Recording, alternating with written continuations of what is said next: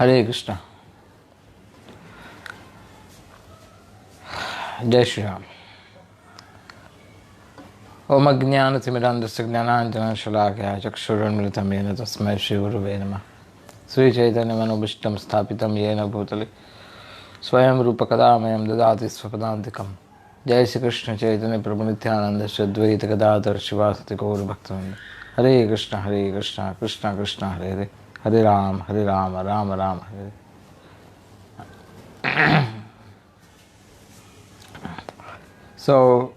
कल हमने चर्चा किया था रामचंद्र भगवान सेतु को पार करके पहुंच गए थे।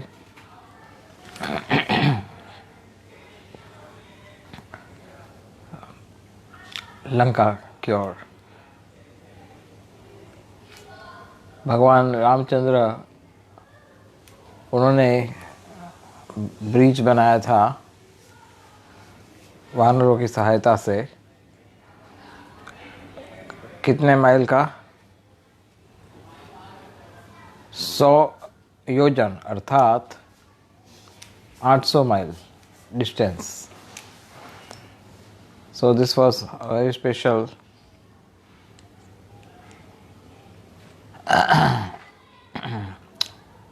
occasion when भगवान खुद ये ब्रिज का निर्माण किया। उनकी सहायता की थी नल नाम का एक बड़ा प्रसिद्ध वानर था जिसने उनकी सहायता की थी। और नल के विषय में हमने कल सुना था कि वो इतना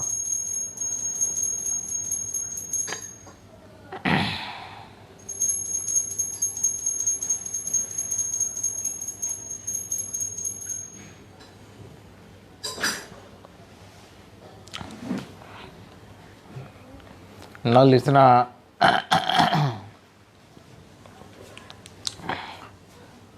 कॉम्पिटेंट वानर था कि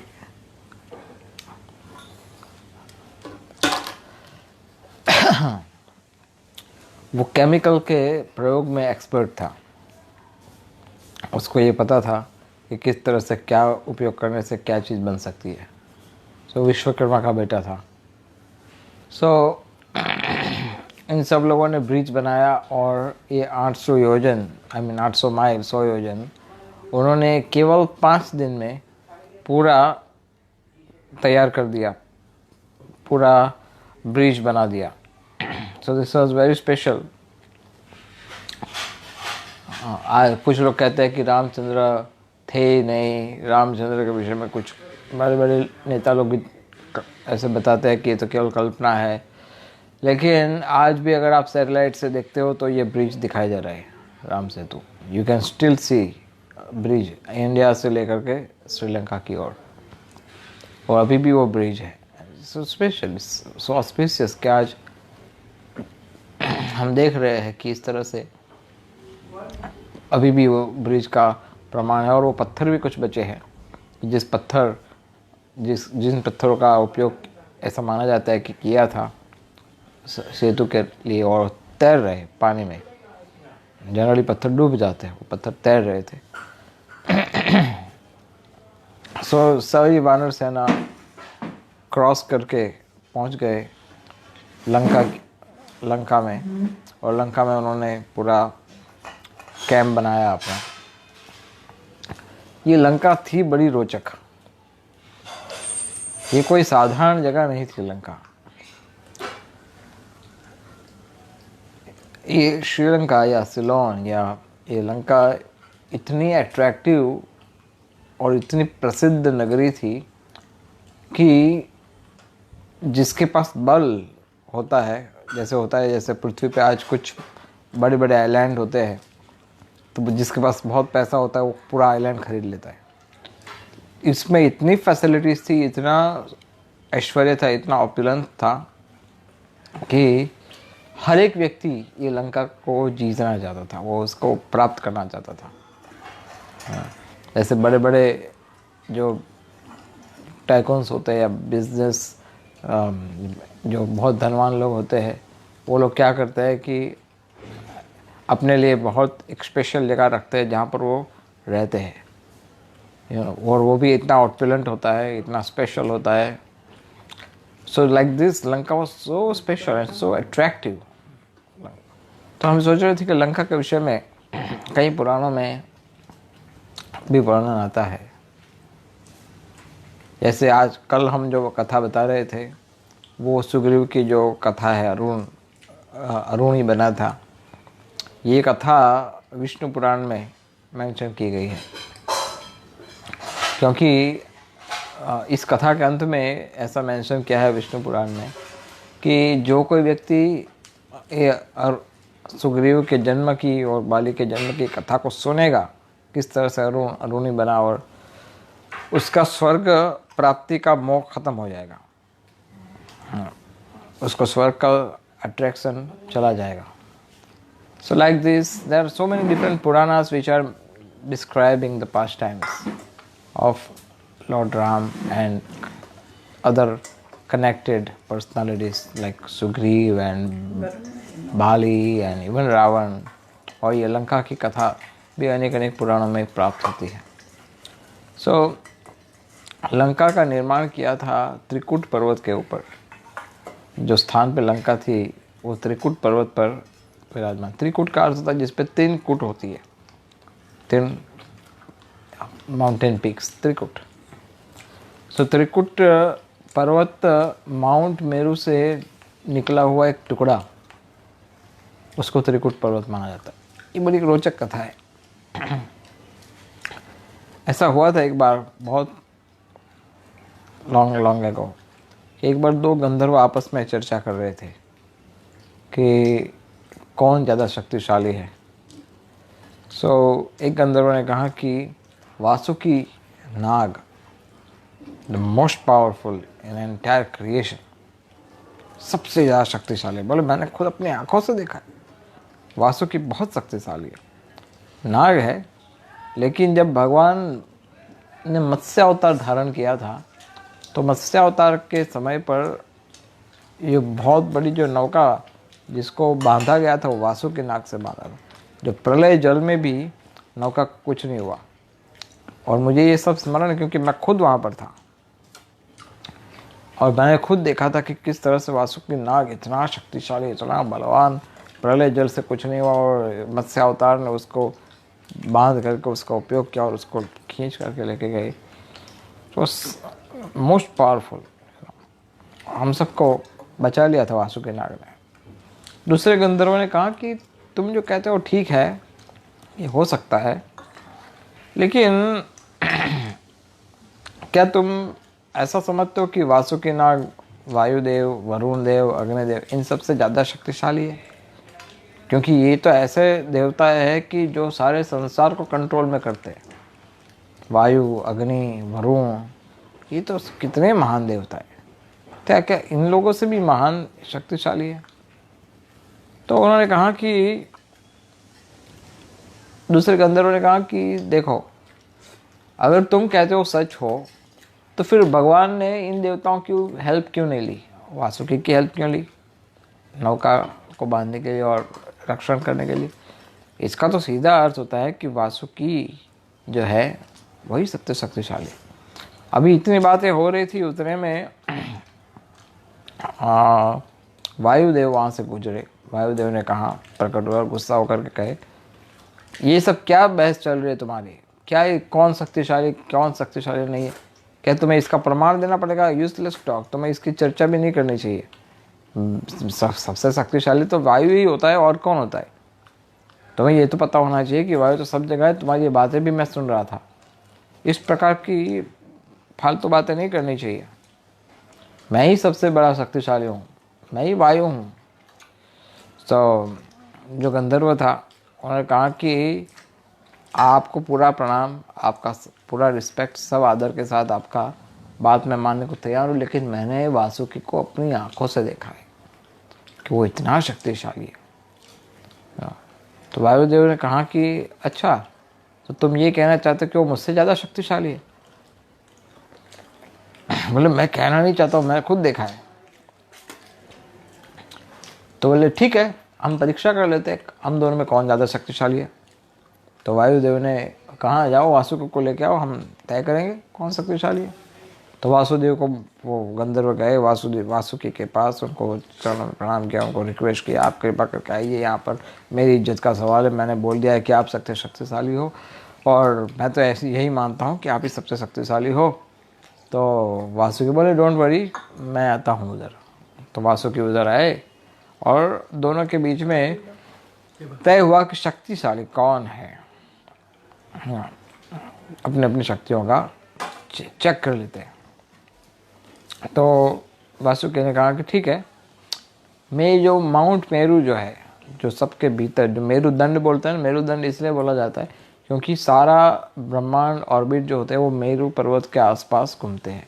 मेरू पर्वत उसके बीच में रहता है दंड की तरह, मेरा लोग। तो मेरू दंड जो है, मैं उसको, या मेरू पर्वत जो है उसको मैं पूरा कॉइल में उसको 3 बार लपेट लूँगा। वासुकी नाग ने कहा कि मैं इसको लपेट लूँगा और मैं उसको कस के पकड़ लूँगा। अगर तुम्हें शक्ति हो तो तुम अपने ब्लो से, अपने प्रभाव से, अपने शक्ति से मुझे वहाँ से उठा करके, उखाड़ करके दिखाओ। अगर तुम ये कर सकते हो तो मैं एक्सेप्ट कर लूँगा कि तुम मुझसे ज़्यादा शक्तिशाली हो। वायुदेव ने कहा ओके लेट्स ट्राई, मैं बताता हूँ मैं कितना शक्तिशाली हूँ। तो वासुकी गए मेरू पर्वत के पास और मेरू पर्वत को लपेटना शुरू किया। मेरू पर्वत भी एक व्यक्ति है, ऐसा नहीं है कि पर्वत। मेरू पर्वत ने देखा कि एक नाग, बड़ा नाग, वासुकी नाग आ रहा है मेरे पास और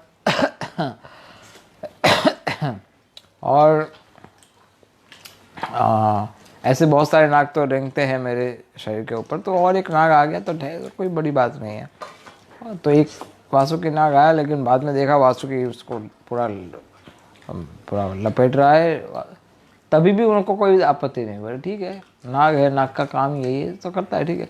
लेकिन कुछ क्षणों के बाद देखा कि वायुदेव उधर आए और नाग ने अपना कस के पकड़ लिया, पूरा कॉइल पूरा खींच लिया एकदम, और वायु ने अपना ब्लो शुरू किया। अभी वायुदेव का जो शक्ति था उनके सिर से लेकर पांव तक जितनी शक्ति सब उपयोग कर डाली, और सारी शक्ति इकट्ठा करके ब्लो करेंगे तो आप स्वाभाविक है कि सब कुछ तहस नहस हो जाएगा। ऐसा बड़ा साइक्लोन आएगा कि आप इसका अनुमान भी नहीं लगा सकते। तो इतना जोर से तो वासुकी और मेरू पर्वत सोचते ये सब क्या हो रहा है, इतना कष्ट क्यों हो रहा है मुझे। और पूरा मेरू पर्वत ऐसे हिलने डुलने लगा, पूरा डिस्टर्ब हो गया पूरा। मेरू पर्वत सोचे कि भाई तुम दोनों के झगड़े में मुझे क्यों घसीट रहे हो। अब तुम्हारी ये कंपटीशन थी, उसमें मैं भी तो था बीच में, तो मुझे कम से कम पूछना तो चाहिए कि तुम मेरे ऊपर ये तुम्हारी कंपटीशन ट्राई करने वाले हो, ये तो एकदम गलत है। तो मेरू पर्वत ने सोचा कि ऐसे नहीं होगा, इन लोग ऐसे समझेंगे नहीं, मेरी कोई बात सुनेगा नहीं, बेस्ट है कि मैं अपसाइड डाउन हो जाता हूँ तो सारे ग्रह ज़मीन पे गिर जाएंगे, ऐसे सारे ग्रह अपनी जो ऑर्बिट है उसमें से गिर जाएंगे। तो अभी इतना सोच रहे हैं तो ब्रह्मा जी ने सुन लिया कि मेरू पर्वत अपसाइड डाउन होने की सोच रहे हैं। तो तुरंत वहाँ पर प्रकट हो गए। ब्रह्मा जी ने कहा कि देखो देखो ऐसा मत करो, मैं इन लोग को हटाता हूँ, तुम चिंता मत करो। और ब्रह्मा जी ने जाकर के, ब्रह्मा जी आते हैं अक्सर इस तरह से झगड़े को सॉल्व करने के लिए, इज़ वेरी गुड एक्सपर्ट, वो कॉन्फ्लिक्ट रेजोल्यूशन अच्छा रिजोल्व करते हैं कॉन्फ्लिक्ट को ब्रह्मा जी। तो ब्रह्मा जी आ गए वहाँ पर तुरंत। अब ब्रह्मा जी ने वहाँ आकर के कहा कि देखो, मेरू वासुकी को कहा तुम बहुत शक्तिशाली हो, लेकिन तुम्हारी शक्ति किसी और प्रकार की है। और वायु को कहा कि तुम भी बहुत शक्तिशाली हो और तुम्हारी शक्ति किसी और प्रकार की है, तुम अपने अपने क्षेत्र में नंबर 1 हो। और वासुकी को कहा तुम भी नंबर 1 हो, इसलिए इस प्रकार की व्यर्थ कंपटीशन मत करो और इस सृष्टि का संचालन डिस्टर्ब मत करो। इसलिए वायुदेव को कहा कि आप अपना प्रभाव हटा दो यहाँ से और अपने निजी कार्य में चले जाओ। और वासुकी को कहा तुम भी यहाँ अपनी कॉइल सब खोल दो और यहाँ से चले जाओ। तो ब्रह्मा जी तो बहुत बड़ी अथॉरिटी है, तो तुरंत ब्रह्मा जी का आदेश मान लिया। और आदेश मानने के पश्चात जो वासुकी अपना खोलने लगा कॉइल, तो उसमें से एक टुकड़ा मेरू पर्वत का समुंदर में गिरा, जो कि ये खारे पानी का समुंदर जो है, जो सॉल्टी ओशन, उसमें गिरा एक टुकड़ा। हाँ। और वो जो टुकड़ा था एक पत्थर, उसके 3 पीक थे, 3 चोटियाँ थी। और वो जो गिरा टुकड़ा, वो त्रिकुट पर्वत के रूप में भारत के पास वहाँ पर स्थिर हुआ, त्रिकुट पर्वत के रूप में। और वो जगह इतना सुंदर था, काफ़ी समय तक त्रिकुट पर्वत पड़ा रहा। लेकिन विश्वकर्मा ने सोचा कि ऐसे रमणीय स्थान है, बड़ा सुंदर जगह है, तो मैं वहाँ पर उसको थोड़ा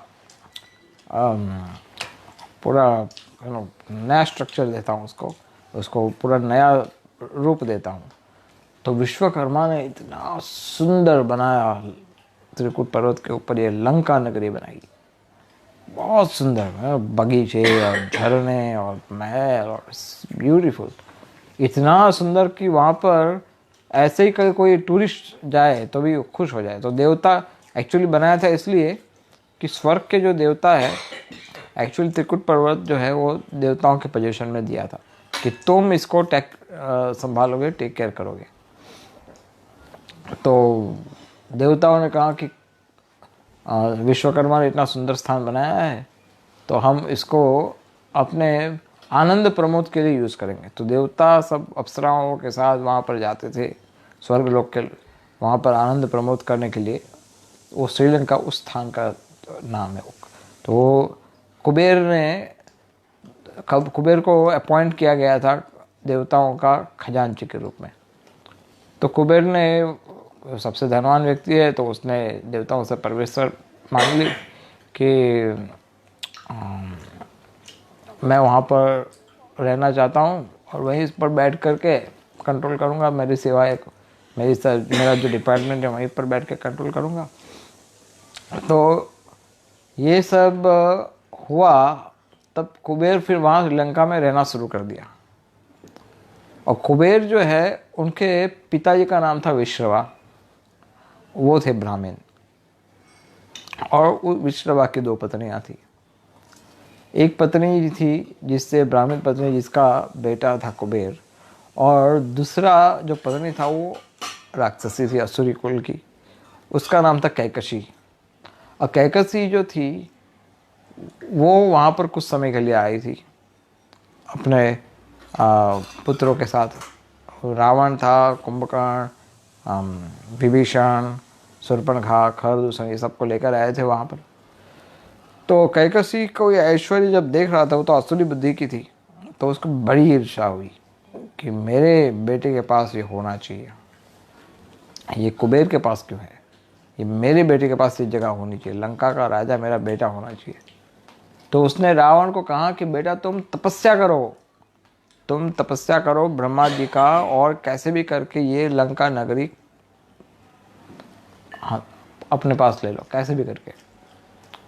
तो वो डील हुई। ऐसे और भी कथाएं हैं इसके साथ जुड़ी हुई, लेकिन ये डील हुई कि रावण तपस्या करेंगे और बाद में वरदान के रूप में ये ले लेंगे। तो रावण जो है वो जब तपस्या करने गए, कुछ कहते हैं गोकर्ण में तपस्या किया, कुछ कहते हैं हिमालय में तपस्या किया, so like different opinions. But Ravan, Kumbhakarna, Shurpanakha, Khardushan, Vibhishan, ये सब लोग अलग अलग इच्छा से तपस्या करने के लिए गए ब्रह्मा जी के पास।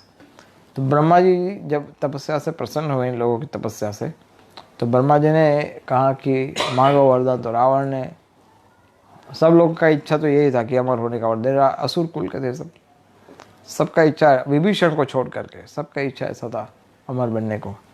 तो ऐसे रावण, कुंभकर्ण और विभीषण, ये 3 प्रमुख भाई थे, सबसे बड़े पहले 3 भाई तो यही थे। और ये तीनों भाई जो है वो सत्वगुण, रजोगुण और तमोगुण का प्रतिनिधित्व करते थे। रावण, कुंभकर्ण जो था वो तमोगुण का प्रतिनिधित्व करता था, रावण जो था वो रजोगुण का प्रतिनिधित्व करता था, और विभीषण था वो सत्वगुण का प्रतिनिधित्व करता था। और सत्वगुणी विभीषण जो थे वो स्वाभाविक रूप से भगवान के भक्त थे, और रजोगुणी जो रावण था वो बड़ा कामी था और बड़ा लंपट था और बड़ा लोभी था, तो वो बड़ा प्रसिद्ध भी था, तो वो राजा रावण बना। और कुंभकर्ण जो थे वो निरंतर सोते रहते थे, क्योंकि उन्होंने ऐसा वरदान मांग लिया था। तो जब ब्रह्मा जी प्रसन्न होकर के इन सबको वरदान देने के लिए तैयार हुए, तो रावण ने तो बहुत सारी ट्रिक करके बहुत सारे वरदान ब्रह्मा जी से मांगे, एक लंका नगरी भी मांग ली। और जब कुंभकर्ण की बारी आई तो कुंभकर्ण ने वो नित्यत्व मांगना चाहते थे। नित्यत्व का अर्थ होता है कि वो हमेशा रहना चाहते थे। नित्यत्व, मुझे नित्य, मुझे सनातन, मुझे अमर बना दो, ऐसे। तो जब देवताओं को पता पड़ गया कि ऐसा कोई वरदान मांग लेंगे और ये नित्यत्व मांग ले तो हमारा तो बेहाल हो जाएंगे हम लोग, तो उन्होंने तुरंत माता सरस्वती से प्रार्थना किया कि कुछ कीजिए। और सरस्वती देवी देवताओं की प्रार्थना सुने और देवताओं की प्रार्थना क्या उनको स्वीकार करके उस पर्टिकुलर समय के लिए सरस्वती ने वहाँ पर जा कर के उसका शब्द बदल दिया, जस्ट फॉर ए मोमेंट। वो नित्यत्वम के बदले निद्रत्वम कर दिया। निंद्रत्वम या निंद्रत्व अर्थात सोना चाहिए मुझे, आई वॉन्ट टू स्लीप, मुझे सोना है। तो ऐसा बोल दिया। ब्रह्मा जी तुरंत बोले तथास्तु। और जैसे ही तथास्तु बोले और कुंभकर्ण बोले ये क्या हो गया, ये मैंने क्या मांग लिया। ब्रह्मा जी बोले, वो बोले वापस करो, वापस करो, ये वरदान मुझे नहीं चाहिए, ये तो गलत है, ये नहीं चाहिए। ब्रह्मा जी ने कहा कि मैंने एक बार तथास्तु बोल दिया, अब तुम्हें ये वरदान प्राप्त हो गया, अब मैं कुछ नहीं कर सकता, मैं इसको वापस नहीं कर सकता, सॉरी। तो बोले नहीं, आप वो रोने शुरू कर दिया। ये कैसा आपका न्याय है, पर मैं इतने सालों तपस्या करने के पश्चात कोई ये थोड़ी कोई मांगेगा मुझे सोना है, ये सोने के लिए मुझे तपस्या करनी पड़ेगी, आपसे वरदान लेना पड़ेगा, ये तो बड़ा अन्याय हो गया मेरे साथ, ऐसा मत कीजिए, ऐसा मत कीजिए। ब्रह्मा जी बोले मैं क्या कर सकता हूँ इसमें, तुमने जो मांगा वो। फिर रावण इंटरफेयर किए। रावण ने कहा कि मेरा भाई है, इसके ऊपर इस प्रकार का अन्याय मत कीजिए, ये गलती से ऐसा बोल दिया निद्रत्वम, लेकिन इसको कुछ तो डिस्काउंट करके दो। आप इसका वरदान वापस नहीं ले सकते तो कोई बात नहीं, लेकिन कुछ सहायता तो करके दीजिए उसको। तो ब्रह्मा जी बोले कि ठीक है, एक काम हो सकता है, ये 6 महीना सोएगा और 6 महीना जगेगा। जब ये 6 महीना सो जाएगा उसके बाद जब ये जगेगा तो इसको इतनी भूख लगी होगी कि वो उस समय वो खाएगा। कुछ लोग कहते हैं कि 6 महीने के बाद एक दिन के लिए जगेगा फिर वापस सो जाएगा, बट कुछ पुराणों में ऐसा कहा है कि 6 महीने तक वो सोएगा और 6 महीने जगेगा। तो ये जो 6 महीने जब वो जगने का था उसके लिए समय, तो वो समय में वो क्या क्या करते थे, उनका एक ही काम रहता था, 6 महीना वो खाता रहता था, क्योंकि वो तमोगुणी था, तो खाना और सोना यही 2 काम था। और उसका विशाल काय, इतना विशाल काय था कि उसको उठाने के लिए सेना को लगाना पड़ता था, और ड्रम और ब्यूगल्स और क्या क्या करना पड़ता था उसको उठाने के लिए। और जैसे वो उठता था तो आधी सेना को तो मार के ही उठता था, आधी सेना को ख़त्म कर देता था, फिर वो उठता था। अब ये उठने के बाद सबसे पहले एक ही काम करता था, खाना। तो भोजन भोजन भोजन भोजन वो खाते ही रहता था। और ये बाकी का जो 6 महीना, जो खाने वाला 6 महीना था, उस 6 महीने में वो उसका एजुकेशन हुआ था। एक वो खाता रहता था निरंतर और पंडित आकर के यहाँ उसको सिखाते रहते थे। तो इस तरह से उसका एजुकेशन हुआ, उसने वेदों को जाना और उसने धनुष्य विद्या सीख ली, युद्ध विद्या सीख ली, ये सब कुछ उसने इस तरह से सीखा था 6 महीने में। और जो बाकी के जो 6 महीने थे जिसमें वो सोता रहता था, उस 6 महीने में उसको एक ऐसी शक्ति प्राप्त हुई थी। ब्रह्मा जी ने उसको कृपा किया था कि वो कैसे योग शक्ति प्राप्त की थी। कैसी कि वो जब सोता रहता था तो उसका जो स्थूल शरीर था वो पड़ा रहता था, और वो अपने स्थूल शरीर में से सूक्ष्म शरीर लेकर के, दूसरा एक छोटा सूक्ष्म शरीर लेकर के पूरे ब्रह्मांड में कहीं पर भी जा सकता था और कहीं से भी ज्ञान प्राप्त कर सकता था, देख सकता था, सब कुछ कर सकता था। हाँ। तो उस सूक्ष्म शरीर से उसने शिव जी की तपस्या भी की थी। हाँ, और इस तरह से अलग अलग वर प्राप्त किए थे, अलग अलग तपस्या करके। तो इस तरह से कुंभकर्ण बहुत शक्तिशाली था, वो भी भगवान का द्वारपाली था, बड़ा विशेष व्यक्ति था योद्धाओं में, उसको भी कोई हरा नहीं सकता था, अजय था वो। तो रावण और कुंभकर्ण, अब जब बारी आई विभीषण की, तो विभीषण ने, ब्रह्मा जी ने पूछा बोलो क्या चाहिए, तो विभीषण ने साफ साफ बोल दिया मुझे तो आपकी विष्णु की भक्ति चाहिए, मुझे भगवान की भक्ति दे दीजिए। तो रावण बोले और एक आ गया हमारे कुल में, पहले प्रहलाद आया था, वो भी ऐसा ही भक्त बन गया था। क्या करे, हमारा दुर्भाग्य है कि हमारे कुल में एक असुर जन्म लिया। एक्चुअली असुर लोग भक्तों को असुर मानते हैं, तो बोले एक असुर का जन्म हुआ, तो बड़ा दुर्भाग्य है। वो डांटा भी उसको, विभीषण क्या मांग रहे हो। अरे विभीषण तो सतोगुणी था, उसने भगवान की भक्ति मांग ली। तो शूर्पणखा की बारी आई, शूर्पणखा के कहा तुम क्या चाहते हो, तो शूर्पणखा ने कहा कि मुझे ऐसा वर दीजिए कि मैं जो मन चाह रूप धारण कर सकूं, जैसा मुझे रूप चाहिए वैसा रूप में धारण कर सकूं। मैं चाहूँ तो अप्सरा बन सकती हूँ, मैं चाहूँ जो चाहे बन सकती हूँ, ऐसा वरदान मुझे चाहिए। तो इस तरह से सब लोगों ने अलग अलग वरदान मांगे। तो जब ये सब बात रावण के पास अलग अलग प्रकार के वरदान इकट्ठे थे और ये लंका उसने इस तरह से प्राप्त की थी, तो ये लंका थी बड़ी रोचक। तो भगवान विभीषण जो थे वो तो अभी इस सर आ ही गए थे, कल हमने चर्चा किया था कि विभीषण यहाँ पर आ गए थे रामचंद्र के साइड। तो जैसे ही रामचंद्र और विभीषण वो सब वहाँ पर पहुँचे सुग्रीव और सबके साथ, तो विभीषण उनको एक ऐसी जगह पर ले गए जहाँ से पूरी लंका को देख सकते हो, एक ऐसे ऊंचे किसी स्थान पे लेकर के गए।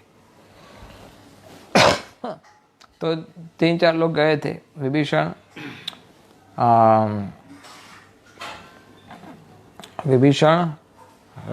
राम, लक्ष्मण, सुग्रीव, ये 4 ऐसे प्रमुख लोग थे कि जो गए थे। तो हुआ ऐसा कि जैसे वो वहाँ पर पहुँचे तो विभीषण ने कहा कि वो देखिए दूर जो दिख रहा है, जो 10 मंजिले का जो बड़ा सा महल दिख रहा है, वो महल है रावण का।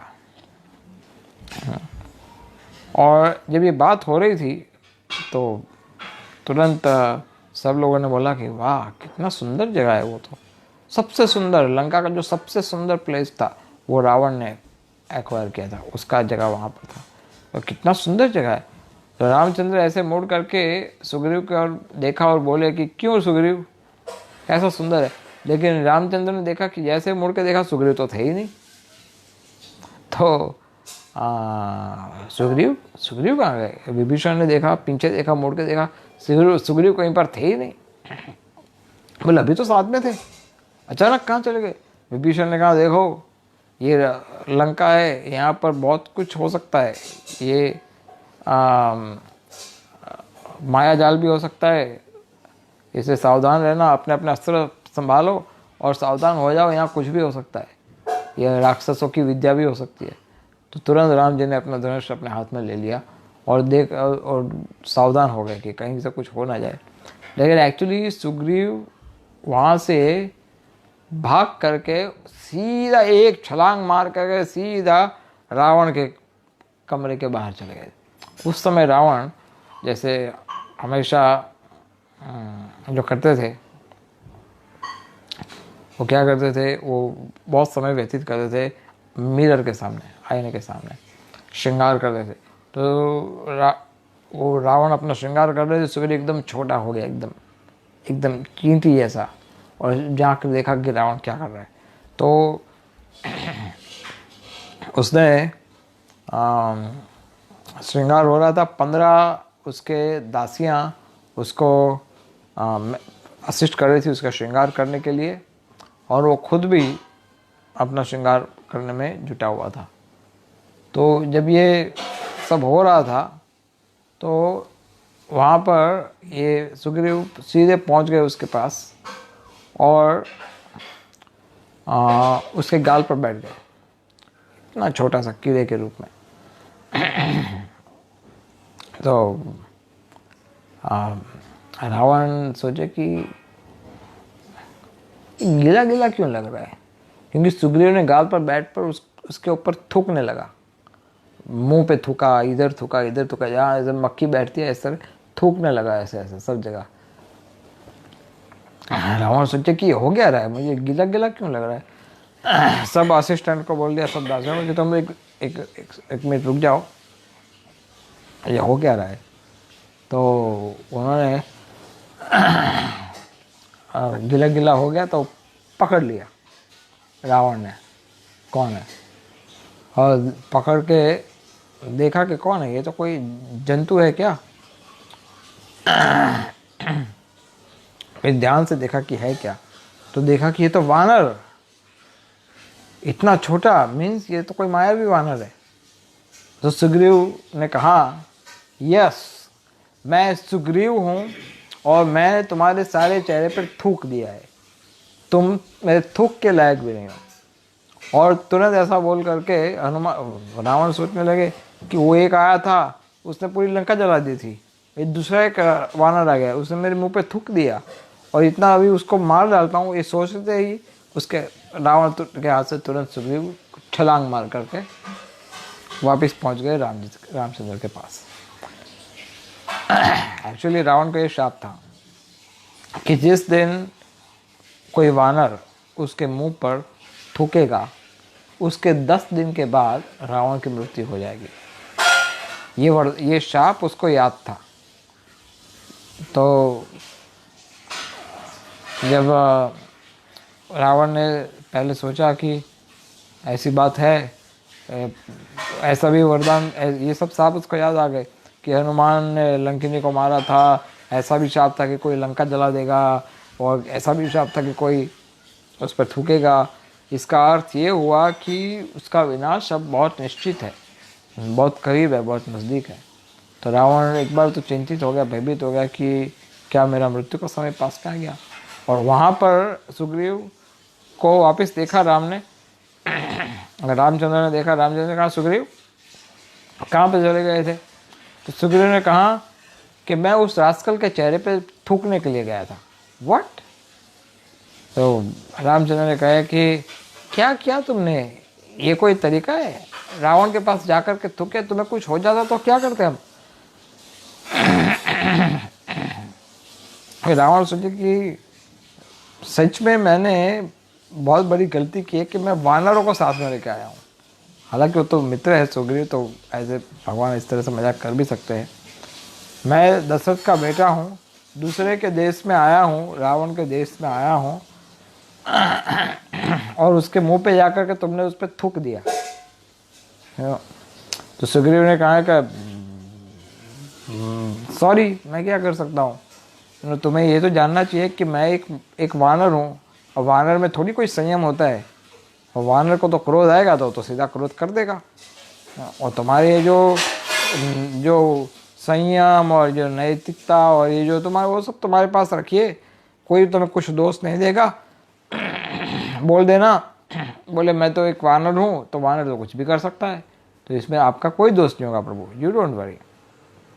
तो इस तरह से आपस में इन लोगों ने वहाँ से फिर वापस आए, और वापस आकर के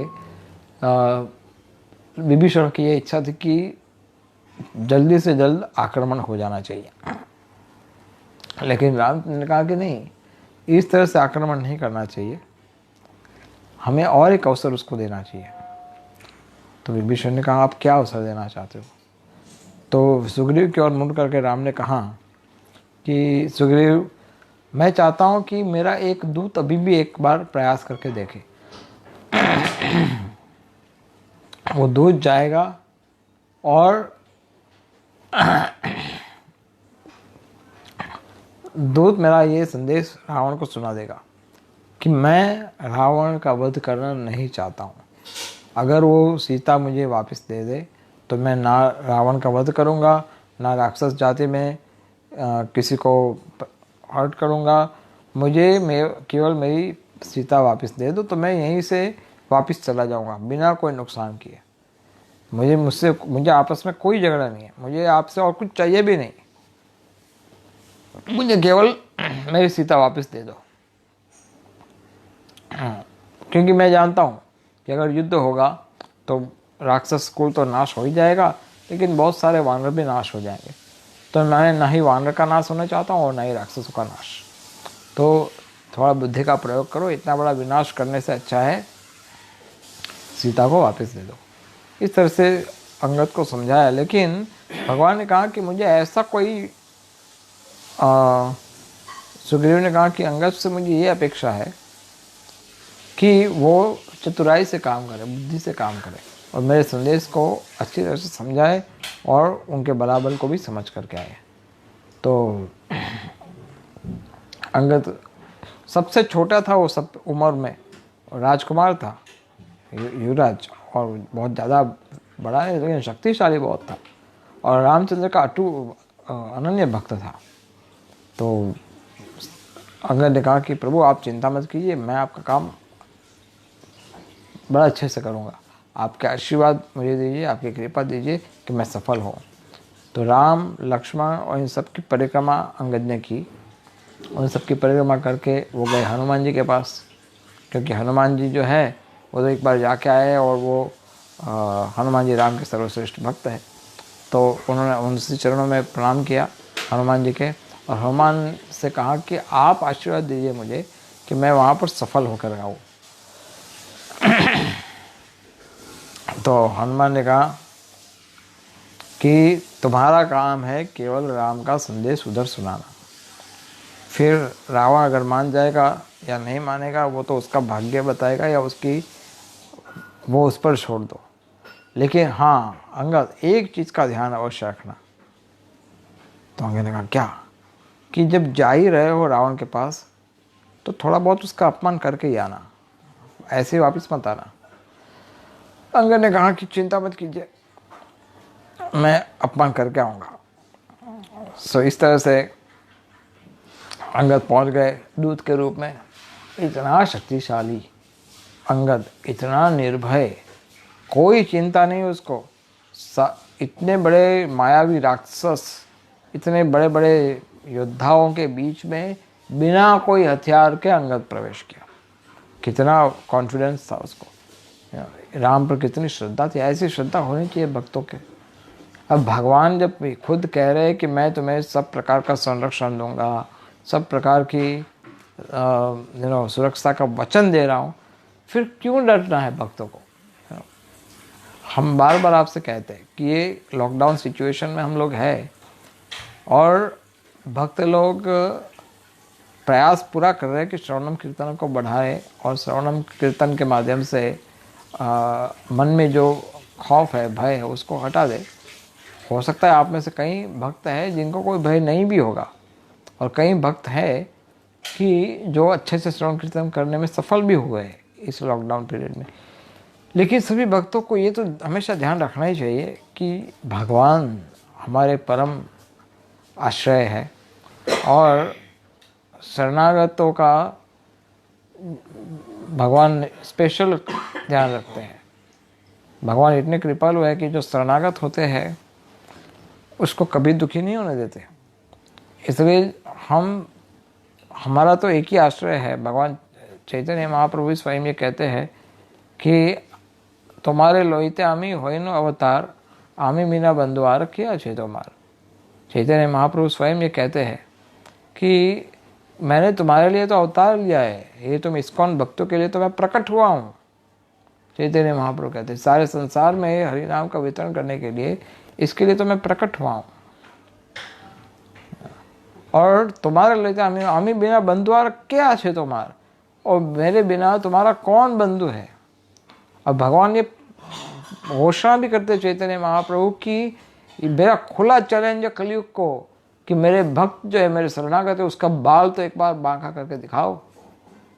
ये मेरा पूर्ण सुरक्षा, फुल चैलेंज कि कलयुग इस मानव समाज का कुछ नहीं बिगाड़ सकता अगर वो लोग मेरे आदेश पर चलेंगे।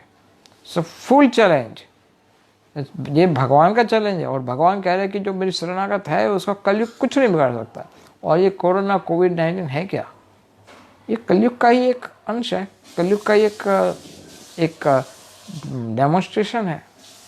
तो जो चैतन्य महाप्रभु के भक्त है या उनके शरणागत है, उनका कुछ नहीं हो सकता। अगर कुछ भगवान संपूर्ण स्वतंत्र है, और हमारा उद्देश्य, हमारा जो श्रद्धा होना चाहिए, हमारा विश्वास ऐसा होना चाहिए कि अगर कृष्ण की इच्छा होगी कि मैं जीवित रहूं और भगवान की सेवा करूं, तो वो अवश्य आपकी सुविधा, वो आपका हर एक चीज़ से प्रोटेक्शन करेंगे।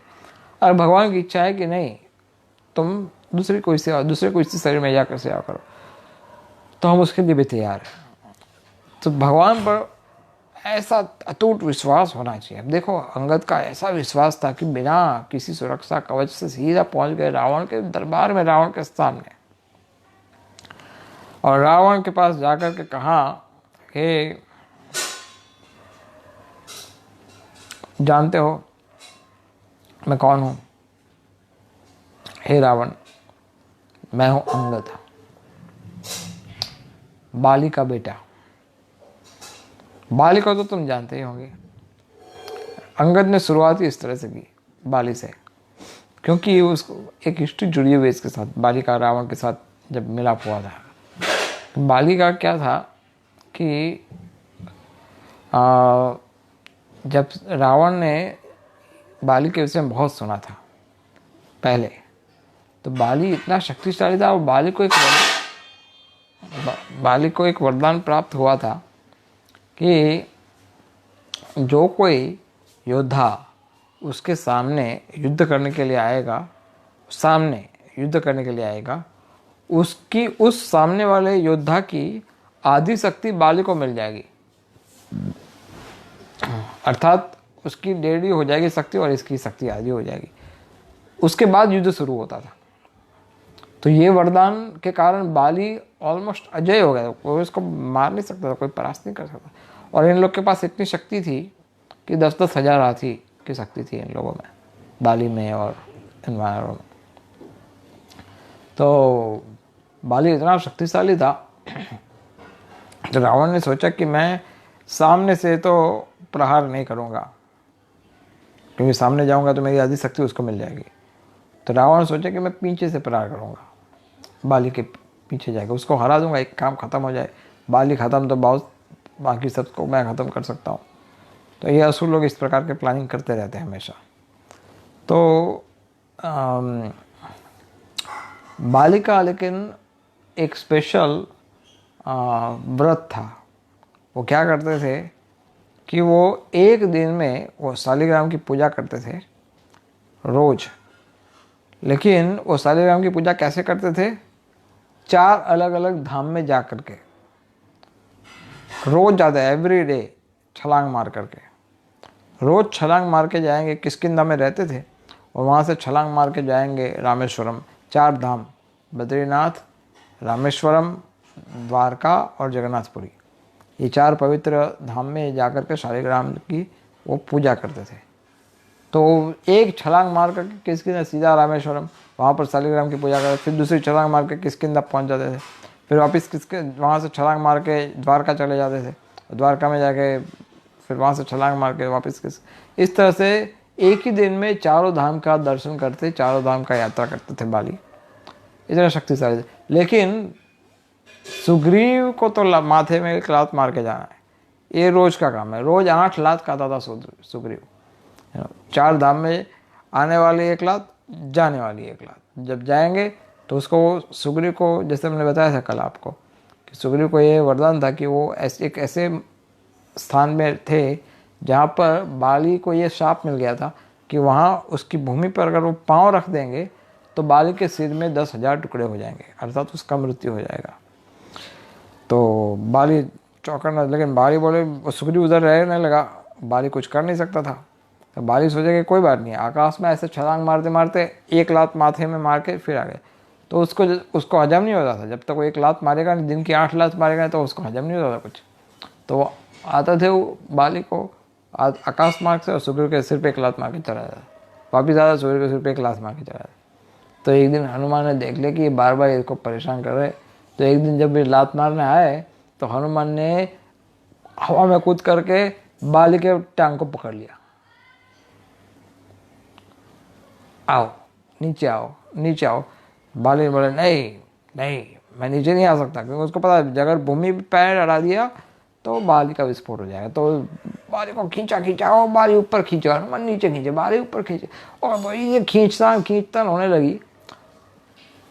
बाली ने कहा कि देखो हनुमान, हठ मत करो, मैं जानता हूँ कि तुम भी बहुत शक्तिशाली हो और हो सकता है कि तुम मुझे परास्त भी कर दोगे, तो नीचे गिरा दोगे तो मैं ऐसे ही मर जाऊँगा।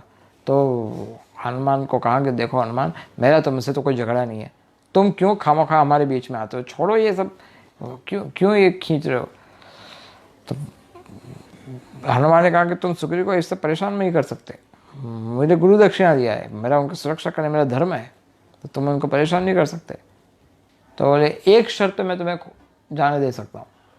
तो बोले हाँ, अपने डील करते हैं क्या, आज के बाद तुम सुग्रीव के माथे में लात मारने के लिए कभी नहीं आओगे तो मैं अभी जान देता हूँ, नहीं तो अभी खींच लेता हूँ मुझे। तो सुग्रीव ने कहा ठीक है, आज से डील कीजिए, अब सुग्रीव तुम्हारे माथे पे, सुग्रीव के माथे लात मारने अब से नहीं आऊँगा, अब दूसरी बार जब आए तो मैं तुम्हें यहाँ पर घसीट करके यहीं ख़त्म कर दूँगा। बाली बोले डन, मैं अब कभी नहीं आऊँगा इधर। तो ये बाली इतना शक्तिशाली था।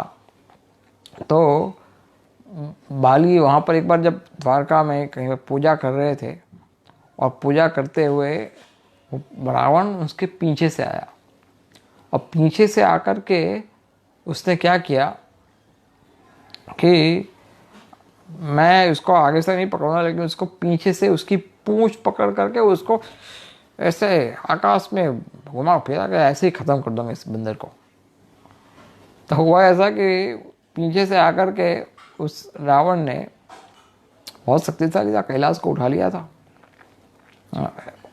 लेकिन इतना शक्तिशाली रावण, उसने पीछे से बाली की पूंछ को पकड़ लिया, और बाद में जैसे ही बाली की पूंछ उसने पकड़ ली और वो बाली की पूंछ के पास आया, तो बाली ने क्या किया, वो पूंछ से उसको बांध दिया पीछे की ओर, पूरा लपेट लिया उसको।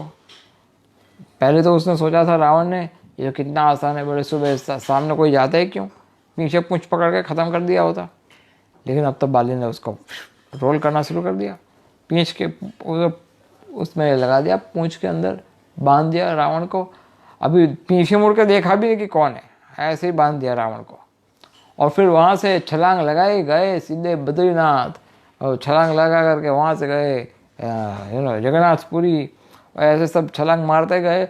और सारे गंधर्व, देवता लोग, सब ऋषिगण, सब लोग जोर जोर से हंसने लगे कि रावण एक पूंछ में फंस करके उड़ रहा है। सोचो क्या इतना बड़ा वीर रावण, जो सब नक्षत्र को अपने घर में लॉक करके रखता है, ये रावण बाली के पूंछ में है, चार धाम की यात्रा कर रहा है, पीछे घूम रहा है। और उसमें सबसे बड़ी बात, रावण इतना परेशान हो गया। रावण ने कहा कि बाली कम से कम मुझे तुम हाथ से पकड़ करके ले जाओ, बोले पूंछ में तो मत ले जाओ, बोले बहुत अपमान हो रहा है मेरा। और उससे सबसे बड़ा अपमान उसको क्या लगा था कि स्वर्गलोक की सारी अप्सराएं बड़े जोर से हंस रही थी और रावण ये सहन नहीं कर सकता था। और रावण ने बहुत रिक्वेस्ट किया कि मुझे माफ़ कर दीजिए, मैं गलती से इधर आ गया। तो बाली ने कहा देखो ध्यान रखो, आगे से मुझे छूने का प्रयास मत करना, मेरे सामने भी नहीं आना, नहीं तो मैंने तो कभी केवल पूंछ में पकड़ करके तुम्हें घुमाया है, अगली बार आया तो मैं तुम्हें ख़त्म कर दूंगा, तो तुम किष्किंधा कभी नहीं आओगे। तो रावण ने कहा डील, मैं कभी किसके अंदर नहीं आऊँगा। लेकिन फिर उसने भी रिक्वेस्ट किया कि मेरा भी आपसे रिक्वेस्ट है कि आप लंका कभी मत आना। तो बाली ने बोला ठीक है, मैं तुम्हारी लंका पर कभी प्रहार नहीं करूँगा। सो इस तरह से रावण ने ये चुनौती बाली के जो बेटा था अंगद, उसने ये एपिसोड याद करा। बोले याद है तुम्हें, ऐसा हुआ था। तो देखो रावण, मैं बाली का सन हूँ, इतने शक्तिशाली बाली का, और मैं तुम्हें बहुत ही सीधी भाषा में बता रहा हूँ कि रामचंद्र से वैर मत करो और रामचंद्र की पत्नी को वापस दे दो। वो ना तुम्हारा वध करना चाहते हैं और वो तुम्हें क्षमा भी कर देंगे इस अपराध के लिए, और तुम्हारी राक्षस जाति का विनाश होने से बच जाएगा। तो रावण सोचने लगा। रावण बोला कि अब तुम्हारे एक हनुमान जो क्या आ गया, उसने कुछ पराक्रम किया, उसको ऐसे हमने जाने दिया, तो तुम सारे बंदर का बच्चा आकर के मंत्रियों जैसी बातें करता है हमारे साथ। और तुम भी मंत्री बोले जाओ अपनी पूंछ को 2 पाँव में लगाओ और यहाँ से उठो, भागो यहाँ से, नहीं तो ख़त्म कर दूंगा, मार डालूंगा तुम्हें। जब रावण ने ऐसा कहा तो हम संक्षिप्त में बता रहे का था, तो है विस्तार से। तो अंगद ने कहा अरे मारने काटने की बात तो बाद में करना, अगर तुम देखना चाहते हो कि मैं ये छोटे से बंदर में कितनी शक्ति है तो मैं तुम्हें अभी इसका प्रमाण दिखा देता हूँ। और तुरंत उसने अपना पैर जमा दिया रावण के दरबार में। लो, अब तुम्हारे किसी भी योद्धा को किसी की भी शक्ति हो तो इसको थोड़ा सा हिला करके दिखाओ, हटा करके दिखाओ। अगर तुमने हटा दिया तो मैं मेरी हार मान लूंगा और रामचंद्र सीता को भूल जाएंगे। दिस वॉज अ बिग, कितना श्रद्धा है उसको। जय श्री राम बोला, लगा दिया जमीन में अपना पाँव, और इतना बड़ा आदेश। रावण बोले वाह, ऐसे ही हो गया, ये तो काम खत्म हो गया अपना, तो इतना आसान हो गया हमारे लिए जीतना। तो तुरंत उसने सब मंत्रियों को बोला जाओ तुम इसको हटाओ यहाँ से, ख़त्म, बंद। तो कोई कुछ नहीं कर पाया। तो रावण ने इंद्रजीत को कहा तुम जाओ। और जैसे इंद्रजीत वहाँ पर गया, इंद्रजीत को लगा कि ये क्या करेगा। तो जा करके अंगद के पाँव पर जोर से झापड़ लगाई, और जोर से जैसे झापड़ लगाई उसके हाथ जो पूरा सूज गया तुरंत। इतना जोर से चोट आई उसके हाथ में। वो इंद्रजीत सोचने लगा ये पाँव है क्या है, जैसे कोई बनियन ट्री घुस गया है ज़मीन के अंदर, ऐसा लग रहा है ये तो कोई पाँव। तो उसने बहुत मेहनत की, पूरा पसीने पसीने से नहा लिया, अब तो कुछ नहीं हो रहा है। तो रावण ने कहा कि तुम किसी से कुछ नहीं होगा, मैं खुद आता हूँ। रावण खुद आए उधर, और जैसे रावण आए तो अंगद ने कहा रावण तुम मेरे पाँव पड़ोगे, तुम मेरे पाँव पड़ोगे। बोले मैं तुम्हारे पाँव को उठा करके देखा। श्योर, ट्राई करके देख लो, अगर तुम उठा सकते हो तो। 10 मुख वाला रावण के पास 20 हाथ थे। पहले 2 हाथ से प्रयास किया, नहीं हिला, बाकी 2 हाथ ऐड किया, नहीं हिला, 20 हाथ एक एक करके लगा दिए। 20 हाथ से रावण ने प्रयास किया, इतनी शक्ति उपयोग की, वो हिला नहीं पाए। अंगद ने कहा चलो तुम्हारे डिस्काउंट कर देते हैं, तुम मेरे पाँव को मत हिलाना, मेरे पाँव के अंगूठे को हिला दो, बस ये अंगूठे को हिला दो, उससे ही मैं तो मान लूँगा। तो रावण बहुत शर्मिंदा हो गया, बहुत लज्जा आ गई उसको कि एक अंगूठा नहीं हिला पा रहा है। और बहुत मेहनत किया उसने, तो कुछ नहीं कर पाया एक। तो फिर रावण बोल पड़ा कि अरे तुम्हारे पास इतनी शक्ति आई कहाँ से। अंगद ने कहा वही पुराना क्वेश्चन जो हिरण्यकशिपु पूछता था कि ये शक्ति आई कहाँ से प्रहलाद को। अरे भाई, ये शक्ति का स्रोत तो एक ही है, जो मुझे शक्ति देता है वही तुम्हें शक्ति देता है, वही विष्णु, वही नारायण, वही भगवान रामचंद्र, वही है जो ये शक्ति हमें देते हैं। इसलिए तुम उनकी शरण में आ जाओ और सीता को वापस दे दो। तो उसने मना किया। रावण तो खड़ा हो गया, नहीं, मैं किसी को नहीं मानता हूँ और मैं सीता को कभी वापस नहीं देने वाला। तो अंगद ने कहा कि आपने रामचंद्र की शक्ति पहचाना नहीं, केवल उनके नाम का उच्चारण मात्र से मेरा अंगूठा भी तुम हिला नहीं सके, और मैं तो वानर सेना का सबसे छोटा राजकुमार, और मुझसे तो कई बड़े बड़े योद्धा है, हनुमान, जामवान, सुग्रीव, ये तो कई बहुत बड़े बड़े योद्धा है, और उससे भी ऊपर लक्ष्मण, उसको तो कोई पराजित नहीं कर सकता। अरे इन सबसे ऊपर तो पूर्ण पुरुषोत्तम भगवान रामचंद्र। थोड़ा विचार करो रावण, मूर्खता का ये मार्ग छोड़ दो, सीता को वापस दे दो। तो रावण कहे नहीं, सीता को तो मैं किसी हालत में तुम्हें वापस नहीं दे सकता। तो अंगद ने फिर क्रोध में आके उसको कहा तो फिर तुम अपनी मृत्यु के लिए तैयार हो जाओ। तो रावण उस पर अटैक करे इससे पहले ही अंगद ने एक छलांग मारी, सीधा वापस अपने कैंप में वापस जामवन के पास गए सबसे पहले। जामवन ने अंगद को पूछा कि अंगद, रावण तुम्हारा अंगूठा भी नहीं हिला पाया क्या? तो अंगद ने पूछा आपको कैसे पता कि रावण मेरा अंगूठा भी नहीं हिला पाया? तो जामवन ने कहा वो सब बाद में बताऊंगा, तुम जाओ पहले रामचंद्र के पास। और बाकी बहुत सारे वानरों ने कहा हमें बताओ ना, हमें बताओ क्या क्या हुआ उधर, कैसे हुआ। जामवन ने कहा कि मैं तुम सबको बता देता हूँ कि उधर क्या हुआ, इनको जाने दो, ये रामचंद्र को बता करके आते मैसेज उनकी सेवा में। और जामवन कैसे जानते थे ये सब? क्योंकि जामवन रामायण को पहले ही पढ़ चुके थे, इसलिए जामवन को ये सब लीला जो रामचंद्र की है वो सब उनको याद थी और सब वो जानते थे।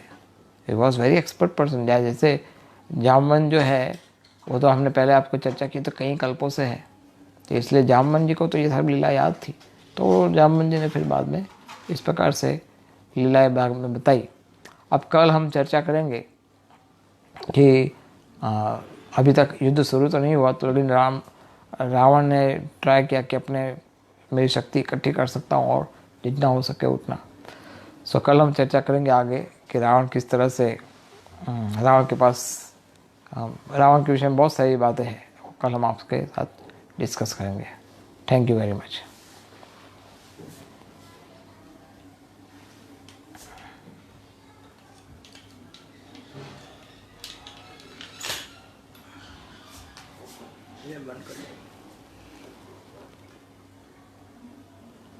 Finish the weather.